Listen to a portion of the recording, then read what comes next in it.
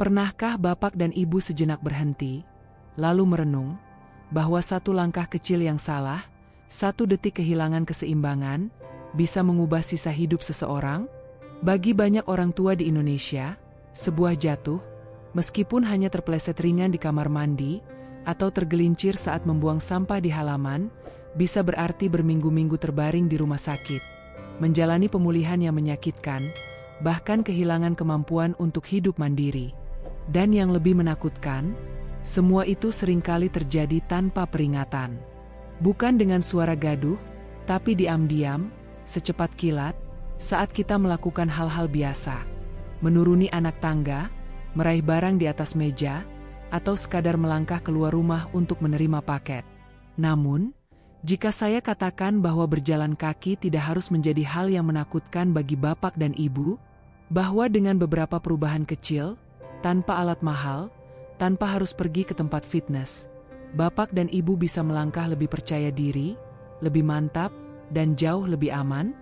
Di video ini, kita akan bersama-sama menyelami 6 teknik berjalan yang aman, yang telah dipraktikkan oleh ribuan lansia di seluruh Indonesia setiap hari. Ini bukan teori kosong. Ini adalah metode yang telah terbukti secara ilmiah.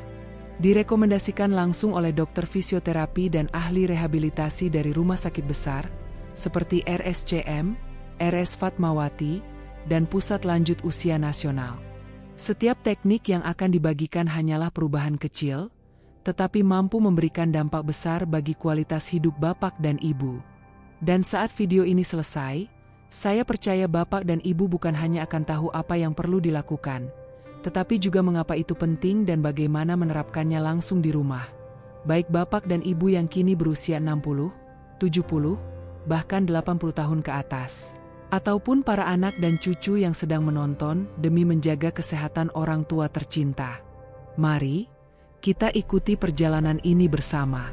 Karena satu tips kecil saja di sini, bisa menjadi penyelamat yang mencegah jatuh, menjaga kebebasan Bapak dan Ibu untuk tetap bergerak sendiri, dan yang terpenting, menjaga rasa percaya diri dalam menjalani hari-hari.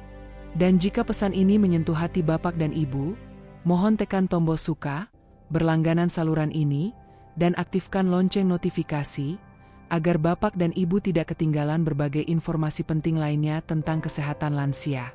Sekarang, mari kita mulai langkah pertama kita. Sebuah teknik sederhana, tapi sangat bermanfaat, menyadari posisi kepala dan arah pandangan saat berjalan. Langkah pertama, menyadari arah pandangan saat berjalan. Bapak dan Ibu mungkin mengira bahwa arah pandangan saat berjalan bukanlah hal yang penting. Tapi kenyataannya, posisi kepala dan kemana mata kita tertuju, memiliki peran yang sangat besar dalam menjaga keseimbangan tubuh secara keseluruhan. Cobalah bayangkan kepala kita seperti lokomotif di kereta. Kemana kepala mengarah, kesanalah seluruh tubuh akan mengikuti. Banyak orang tua memiliki kebiasaan menunduk terus-menerus saat berjalan, terutama karena takut tersandung atau jatuh. Sekilas ini terlihat seperti cara yang aman, padahal justru diam-diam meningkatkan risiko jatuh. Ketika kepala terus menunduk, bahu pun ikut tertarik ke depan, punggung membungkuk, dan pusat gravitasi tubuh pun bergeser menjauh dari titik seimbang alami. Akibatnya, kita tidak lagi bisa melihat dengan jelas hambatan di depan. Entah itu anak tangga, pinggiran karpet, atau mainan cucu di lantai. Para ahli rehabilitasi menyarankan satu prinsip sederhana, luruskan pandangan dalam 10 langkah. Artinya, angkat dagu sedikit saja, posisikan kepala tegak, dan arahkan pandangan ke depan sejauh 3 hingga 4 meter ke depan selama berjalan. Menunduk hanya jika memang diperlukan untuk melihat kondisi jalan. Langkah ini akan membantu tubuh tetap seimbang, ayunan langkah jadi lebih stabil, dan refleks tubuh pun menjadi lebih tajam. Saya jadi teringat kisah Pak Sahro, 78 tahun, pensiunan montir dari Jakarta Selatan. Setiap pagi, beliau rutin berjalan kaki di sekitar komplek. Tapi belakangan, ia sering merasa limbung, terutama saat menuruni tanjakan kecil. Setelah berkonsultasi dengan fisioterapis di rumah sakit, Ternyata beliau punya kebiasaan selalu menunduk melihat kaki saat berjalan. Begitu beliau mulai mencoba menegakkan kepala dan melihat lurus ke depan, sesuatu yang luar biasa terjadi. Langkahnya menjadi lebih ringan, rasa kaku di leher dan bahu mulai hilang, dan beliau merasa tubuhnya jauh lebih bebas. Saat kepala tegak, tulang belakang ikut terselaraskan, otot perut bekerja otomatis menahan tubuh, dan seluruh tubuh menjadi lebih stabil, tanpa perlu usaha keras. Jadi, bila bapak dan ibu sering merasa tidak yakin saat melangkah, atau terbiasa menatap terus ke lantai karena khawatir, ingatlah satu hal, biarlah mata yang memimpin jalan, bukan rasa takut. Karena terkadang, satu perubahan kecil dalam cara kita melihat dunia, bisa menjadi awal dari langkah yang lebih kuat, lebih mantap, dan jauh lebih aman. Langkah kedua, mengaktifkan kembali irama ayunan tangan. Saat bicara tentang keseimbangan tubuh, kita sering langsung teringat pada kaki. Tapi sebenarnya, ada satu bagian tubuh yang tak kalah penting dan sering terlupakan, tangan kita. Tahukah bapak dan ibu, bahwa saat kita melangkah, tangan secara alami bertugas sebagai penyeimbang? Saat kaki kanan maju, seharusnya tangan kiri ikut sedikit terayun ke depan, dan sebaliknya. Ayunan ringan ini menciptakan harmoni, menjaga tubuh tetap seimbang, dan membuat langkah terasa lebih terkoordinasi. Namun sayangnya, banyak lansia perlahan kehilangan irama ayunan ini tanpa disadari. Mungkin karena sendi bahu mulai terasa nyeri, otot terasa kaku, atau karena sudah terbiasa memegang barang saat berjalan, seperti tas belanjaan atau tongkat. Langkah kedua, lanjutan irama ayunan tangan yang hilang. Banyak dari kita, tanpa sadar, kehilangan irama ayunan tangan saat berjalan. Bisa jadi karena rasa takut terjatuh membuat tangan selalu tegang, atau karena kita terbiasa menggenggam sesuatu erat-erat. Saat tubuh berada dalam kondisi cemas atau tegang, refleks alami tubuh untuk bergerak pun ikut terkunci, termasuk gerakan ayunan tangan yang penting itu. Saya teringat kisah Ibu Heni, 79 tahun, seorang pensiunan guru SD dari Bandung. Setelah mengalami jatuh di kamar mandi, beliau mulai menggunakan tongkat setiap kali keluar rumah. Tapi anehnya, meskipun sudah menggunakan tongkat, beliau merasa langkahnya makin goyah. Bahkan lebih tidak stabil daripada sebelum menggunakan bantuan. Saat mengikuti program latihan di rumah sakit, terungkap bahwa tangan yang tidak memegang tongkat selalu diam kaku di sisi tubuh, tidak bergerak sama sekali. Tidak ada ayunan. Tidak ada ritme. Setelah dibimbing oleh terapis, Ibu Heni belajar kembali cara menggunakan tongkat dengan benar pada satu tangan, dan menggerakkan tangan satunya mengikuti irama langkah. Hasilnya mengejutkan. Beberapa minggu kemudian, beliau merasa tubuhnya jauh lebih ringan saat berjalan. Tidak lagi terasa miring ke satu sisi, dan langkah-langkahnya jadi lebih stabil. Lalu, apa yang bisa bapak dan ibu lakukan mulai sekarang? Mulailah dari yang paling sederhana. Rilekskan bahu. Biarkan siku sedikit menekuk. Dan biarkan tangan ikut bergerak pelan seiring langkah. Tidak perlu mengayun keras, cukup mengikuti irama secara alami. Jika satu tangan terasa lemah, tidak apa-apa, cukup gerakan tangan yang lain. Satu tangan yang aktif jauh lebih baik daripada dua tangan yang diam. Ingatlah, saat gerakan tangan dan kaki selaras, tubuh akan otomatis menyeimbangkan dirinya. Bapak dan ibu pun akan merasa lebih stabil, lebih percaya diri, dan tidak mudah kehilangan keseimbangan. Dan jika bapak dan ibu merasa informasi ini bermanfaat, jangan ragu untuk mengetik angka 2 di kolom komentar di bawah video ini, sebagai tanda bahwa bapak dan ibu masih bersama kami, dan siap melangkah ke langkah selanjutnya. Langkah ketiga, teknik menapak yang benar untuk mencegah jatuh. Bapak dan ibu yang saya hormati, pernahkah terpikir bahwa cara kita meletakkan telapak kaki di tanah, yang kita lakukan setiap hari, ternyata bisa sangat memengaruhi keseimbangan tubuh dan risiko jatuh? Faktanya, cara menapak memainkan peran besar dalam kestabilan setiap langkah. Sayangnya, seiring bertambahnya usia, Banyak orang tua mulai membentuk kebiasaan berjalan yang keliru. Ada yang menapak seluruh telapak kaki sekaligus. Ada pula yang berjalan hanya dengan ujung kaki, tanpa sadar. Sebagian lain bahkan seperti menyeret kaki, dengan langkah-langkah yang nyaris tanpa tenaga. Kebiasaan-kebiasaan itu tampak sepele, tapi justru bisa merusak keseimbangan tubuh sedikit demi sedikit. Langkah yang benar seharusnya dimulai dari tumit menyentuh tanah lebih dulu, lalu berat badan mengalir perlahan ke bagian tengah telapak, dan akhirnya mendorong dengan ujung kaki untuk melangkah ke depan. Gerakan ini memungkinkan sendi lutut, pinggul, dan tulang belakang bekerja sama secara alami, menyerap tekanan dan menjaga postur tubuh tetap tegak. Saya jadi teringat Pak Luhur, seorang pensiunan guru dari Cianjur, yang memiliki hobi merawat tanaman dan berjalan santai setiap sore di halaman rumah. Belakangan, beliau merasa mudah limbung, terutama saat berjalan di permukaan yang tidak rata. Langkah ketiga, lanjutan melatih cara menapak yang benar. Pak Luhur, yang tadi saya ceritakan, ternyata sering tersandung ringan saat menuruni anak tangga rumah. Saat beliau memeriksakan diri ke klinik pengobatan tradisional, terapis menemukan bahwa cara beliau berjalan kurang tepat. Telapak kakinya sering menapak dengan bagian tengah, bukan tumit lebih dulu. Hal ini menyebabkan lututnya tidak bisa bekerja selaras, dan keseimbangan tubuh pun terganggu. Setelah beberapa sesi latihan ringan, seperti berdiri di samping meja dapur lalu melangkah perlahan, tumit menyentuh lantai lebih dulu, kemudian meluncur perlahan ke tengah telapak dan diakhiri dengan ujung kaki, Pak Luhur perlahan-lahan mendapatkan kembali gaya berjalan yang lurus dan mantap. Lalu, bagaimana Bapak dan Ibu bisa mulai melatih cara menapak yang benar? Cobalah latihan sederhana ini, lepas sandal, dan berjalan di atas lembar handuk tipis yang diletakkan di lantai. Rasakan tiap bagian dari telapak kaki menyentuh kain, mulai dari tumit, kemudian bagian tengah, hingga ke ujung kaki. Latihan ini akan membantu otak Bapak dan Ibu mengingat kembali cara berjalan alami, sekaligus melatih kepekaan telapak kaki, sesuatu yang sangat penting seiring bertambahnya usia.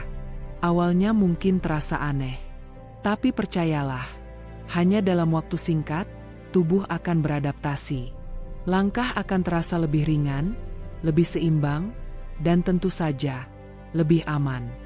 Bapak dan Ibu yang saya hormati, jangan pernah meremehkan satu langkah kecil. Karena setiap langkah yang mantap adalah pengingat bahwa tubuh ini masih milik kita, dan kita masih bisa mengendalikannya. Mulai hari ini, sebelum melangkah, bisikkan pada diri sendiri, tumit dulu, ujung kaki kemudian. Langkah kecil ini akan menjadi pondasi bagi kebebasan dan kemandirian Bapak dan Ibu dalam menjalani hidup. Dan jika bagian ini bermanfaat, silakan ketik angka 3 di kolom komentar agar saya tahu Bapak dan Ibu masih bersama kami dalam perjalanan menuju tubuh yang lebih kuat dan seimbang. Langkah keempat, kekuatan dari langkah kecil tapi pasti. Bapak dan Ibu, saat masih muda, langkah panjang dan cepat sering dianggap sebagai tanda kesehatan dan kekuatan. Tapi saat usia menginjak 60, 70, atau bahkan lebih, ada satu kebenaran penting yang perlu diingat. Langkah pendek yang stabil jauh lebih aman dan tahan lama. Banyak lansia berpikir bahwa berjalan cepat dan panjang akan membuat tubuh tetap aktif. Tapi nyatanya, justru langkah yang terlalu panjang bisa menyebabkan pusat berat tubuh terdorong ke belakang. Akibatnya, punggung harus menegang untuk menyeimbangkan diri, dan lutut mendapat tekanan lebih besar setiap kali menapak. Ketika hal ini terjadi, tubuh seperti tertarik ke depan, dan hanya dengan gangguan kecil saja, seperti kerikil kecil atau akar pohon yang mencuat, kita bisa kehilangan keseimbangan dan jatuh.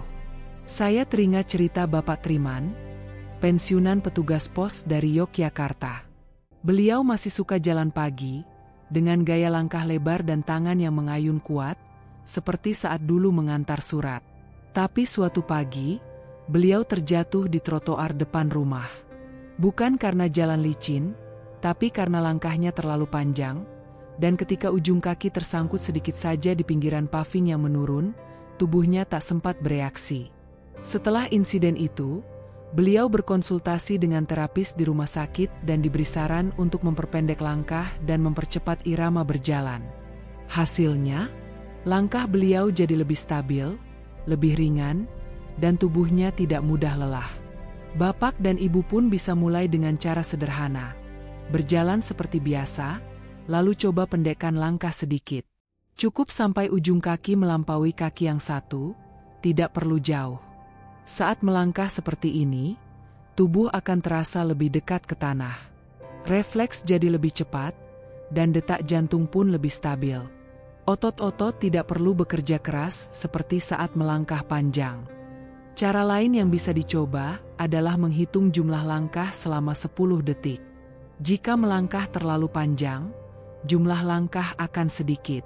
Tapi jika langkah bapak dan ibu lebih pendek, ringan, dan berirama, jumlah langkah akan meningkat, tanda bahwa tubuh sedang mengatur gerakan dengan lebih baik dan terkontrol. Langkah keempat, lanjutan jika menggunakan tongkat, tetap jaga prinsip keseimbangan. Bagi bapak dan ibu yang menggunakan tongkat saat berjalan, prinsip langkah pendek tetap penting. Jangan arahkan tongkat terlalu jauh dari tubuh. Dekatkan tongkat ke badan, agar setiap langkah tetap berada dalam jangkauan kendali tubuh. Semakin dekat tongkat dengan pusat gravitasi tubuh, semakin kokoh langkah kita. Ingatlah, berjalan bukan untuk cepat-cepatan, tapi untuk mempertahankan kebebasan. Setiap langkah kecil dan teratur adalah pernyataan bahwa saya masih menguasai langkah saya sendiri. Itulah tanda keberanian, tanda kehati-hatian, dan yang paling indah, tanda cinta pada kesehatan diri sendiri. Jika bapak dan ibu masih bersama saya hingga langkah ini, silakan ketik angka 4 di kolom komentar. Saya ingin tahu siapa saja yang sudah sampai di titik ini dalam perjalanan kita. Dan bila menurut bapak dan ibu pengetahuan ini bermanfaat, silakan tekan tombol berlangganan agar setiap hari kita belajar satu hal baru demi hari tua yang lebih sehat dan bermakna. Langkah kelima, kekuatan sejati berasal dari inti tubuh. Saat membicarakan keseimbangan, biasanya kita langsung berpikir tentang kaki. Kaki lemah, gampang jatuh. Kaki kuat, langkah jadi mantap. Itu benar, tapi belum cukup. Stabilitas tubuh saat berjalan sesungguhnya tidak dimulai dari kaki, tetapi dari bagian tengah tubuh, atau yang disebut sebagai core. Core ini bukan hanya otot perut, tapi juga termasuk punggung bawah, pinggul, dan panggul. Semua bagian ini membentuk semacam ikat pinggang alami yang menopang tulang belakang, menjaga tubuh tetap tegak, dan membantu tubuh merespons cepat saat kita kehilangan keseimbangan. Jika otot-otot ini melemah, bapak dan ibu mungkin akan mulai merasa goyah saat berjalan, mudah lelah di pinggang, dan lebih sering tersandung atau terjatuh. Tapi kabar baiknya, kekuatan inti tubuh bisa dilatih dari rumah, tanpa alat, tanpa harus ikut senam berat. Saya jadi teringat cerita Ibu Nani, 81 tahun, dari daerah Banjar. Beliau sering berkata, "Dulu punggung saya lurus seperti bambu, sekarang rasanya miring seperti batang pisang." Setiap bangun pagi, beliau merasa sempoyongan dan takut jatuh. Sampai suatu hari, putranya mengajarkan latihan sederhana. Berdiri di samping meja, pegang meja dengan satu tangan, lalu angkat satu kaki beberapa detik. Lalu berganti kaki. Ibu Nani melakukannya setiap pagi sambil menunggu air mendidih untuk membuat teh. Dan ajaibnya, setelah beberapa minggu, beliau mulai bisa turun tangga sendiri, bahkan berani pergi ke pasar sendirian. Bapak dan ibu pun bisa memulainya hari ini. Misalnya saat sedang menyikat gigi atau mencuci tangan, coba tarik perut pelan-pelan, seolah ingin menarik pusar mendekat ke tulang belakang. Hanya beberapa detik, namun jika dilakukan rutin, akan membangunkan otot-otot inti tubuh yang selama ini tertidur. Setiap latihan kecil itu seperti pesan lembut kepada tubuh, "Tolong bantu aku tetap tegak. Jangan biarkan aku jatuh." Satu catatan penting, jangan sampai mengencangkan otot terlalu keras. Lakukan dengan lembut, alami, dan teratur. Seperti menyiram tanaman, Tidak perlu disiram deras-deras, cukup rutin dan penuh kasih, maka akarnya akan kokoh dan daunnya akan tetap hijau.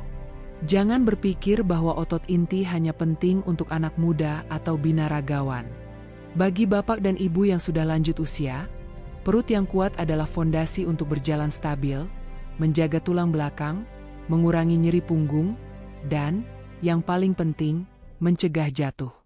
Kalau bapak dan ibu masih menyimak hingga di sini, saya merasa sangat bahagia. Itu tandanya bapak dan ibu tidak hanya ingin bisa berjalan lebih aman, tapi juga sedang belajar menyayangi diri sendiri. Jika bagian ini menyentuh hati bapak dan ibu, ketiklah angka 5 di kolom komentar. Karena kita sedang membangun sesuatu bersama, langkah-langkah yang lebih kokoh untuk usia lanjut yang lebih tenang. Dan jangan lupa untuk tetap berlangganan, karena masih ada banyak hal penting yang ingin saya bagikan agar setiap langkah bapak dan ibu ke depan terasa lebih yakin dan penuh percaya diri. Langkah ke-6, menyadari perubahan kecil di permukaan lantai. Bapak dan ibu yang saya hormati, kadang jatuh bukan karena terpeleset hebat, tapi karena hilangnya fokus dalam sekejap. Satu langkah kecil yang meleset di atas permadani, sebuah celah kecil di ubin kamar mandi, atau lantai mengilap di supermarket. Semua itu bisa membuat tubuh goyah hanya dalam satu kedipan mata. Semakin bertambah usia, kemampuan otak kita dalam mengenali dan merespons perubahan permukaan lantai memang melambat. Tapi, itu bukan alasan untuk menyerah pada risiko. Dengan satu kebiasaan kecil, bapak dan ibu bisa melindungi diri secara efektif. Saya pernah berbincang dengan Pak Harun, 76 tahun, dari Jakarta. Beliau hampir terjatuh di lorong rumah sakit karena lantainya terlalu licin. Saat itu beliau sedang melamun memikirkan hasil pemeriksaan, dan tidak menyadari bahwa lantai yang tadinya kesat berubah jadi licin. Belakangan, saat mengikuti sesi konsultasi di klinik lansia, Pak Harun diajari satu trik sederhana tapi sangat berguna.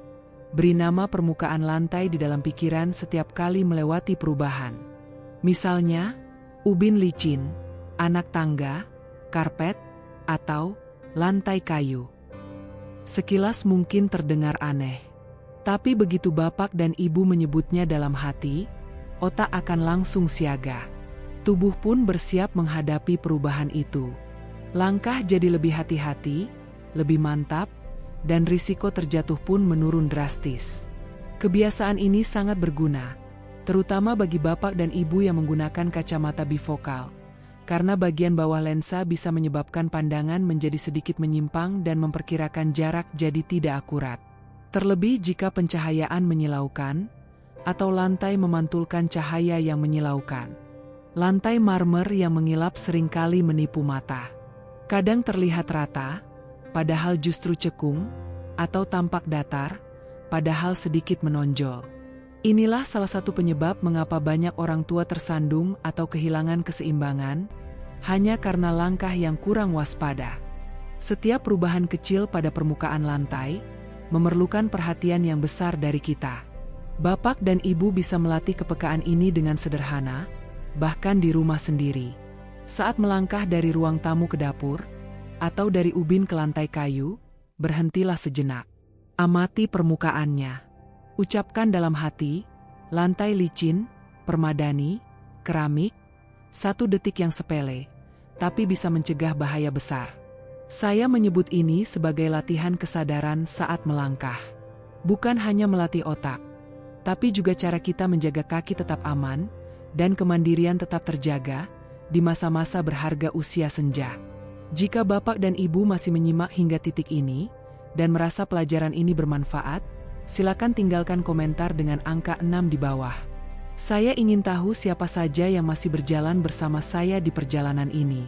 Dan jangan lupa menekan tombol berlangganan serta aktifkan lonceng notifikasi, agar tidak ketinggalan video-video kesehatan berikutnya yang hangat dan berguna untuk kehidupan para lansia tercinta. Bapak dan ibu yang saya hormati, usia senja memang datang tanpa mengetuk pintu.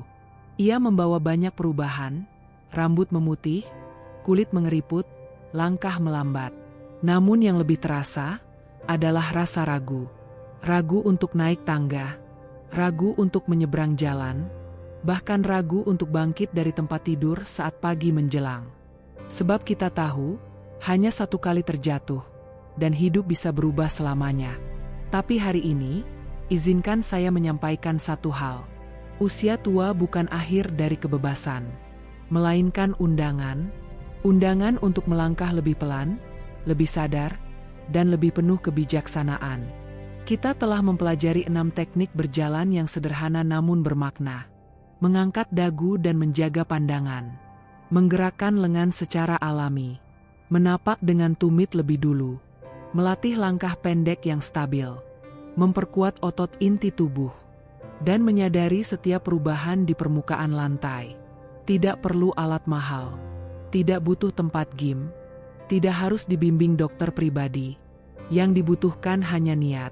Satu keputusan kecil dalam hati, saya tidak mau dikuasai rasa takut. Saya ingin tetap melangkah dengan percaya diri. Saya tahu, di usia tertentu, Bapak dan Ibu sudah terlalu sering mendengar kalimat, "Hati-hati ya, jangan jatuh." Tapi hari ini, izinkan saya berkata sebaliknya. Bapak dan Ibu masih kuat, masih mampu mengendalikan hidup sendiri. Karena setiap langkah yang mantap hari ini adalah langkah untuk mempertahankan harga diri. Langkah menuju warung, menyeduh teh sendiri, berkunjung ke rumah cucu, atau sekadar menyapu halaman sambil menatap senja. Setiap langkah kecil itu adalah wujud kemerdekaan, harta paling berharga di usia senja. Ingatlah, kendali hidup bukan soal tenaga, tapi soal ketekunan. Pilih satu saja dari 6 langkah tadi, dan latih setiap hari. Lama-lama tubuh akan mengingat, dan keyakinan akan kembali tumbuh. Jika video ini menyentuh hati Bapak dan Ibu, silakan tekan tombol berlangganan, agar Bapak dan Ibu tak ketinggalan nasihat-nasihat ilmiah yang sederhana namun penuh kasih, untuk menuntun hari-hari indah di usia tua. Dan jangan lupa tuliskan di kolom komentar, langkah mana yang paling berkesan bagi Bapak dan Ibu. Saya ingin tahu bahwa kita tidak sedang berjalan sendirian. Terima kasih sudah meluangkan waktu mendengarkan. Saya doakan, mulai esok pagi, setiap langkah Bapak dan Ibu akan lebih stabil, lebih ringan, dan lebih penuh keyakinan bahwa hidup ini masih menyimpan banyak hal indah untuk dinikmati. Masih banyak cinta, masih banyak harapan, dan masih banyak yang bisa dibanggakan. Sampai jumpa di video selanjutnya. Semoga sehat, damai, dan selalu dalam lindungan Tuhan.